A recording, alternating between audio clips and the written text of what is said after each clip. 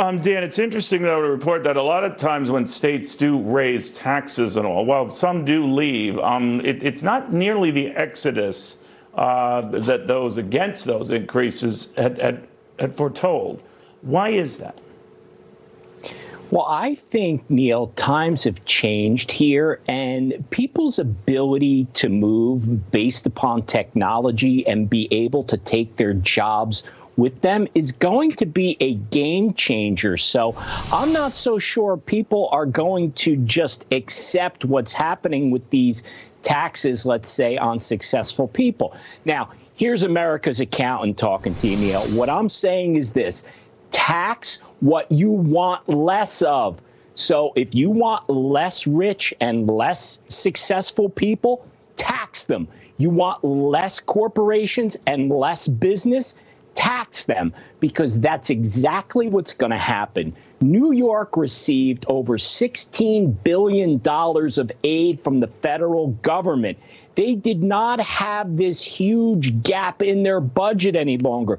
There is no need to increase spending and increase taxes. I think they're ultimately shooting themselves in the foot here. And the big question, Dan, is whether they all return to work in the city. And there's very little evidence that all of them do. Maybe a good chunk of them do. So what is your forecast for cities like New York? I think cities like New York, Neil, are really in trouble because of the migration of workers. And as I mentioned before, people's ability to work remotely. And I think that's here to stay. Now, I know some companies are kind of trying to buck that trend and saying, no, we're going to bring our workers back and we're going to limit the amount of days they can work remotely. Companies, I don't think, are going to do that across the board, Neil, because there is going to be a battle for talent.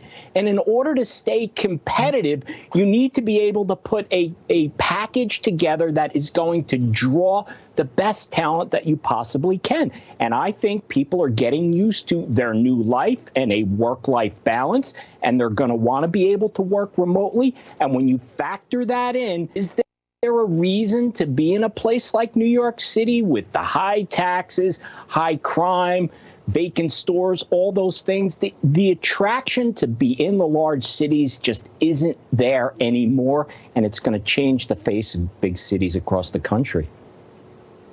Real quickly,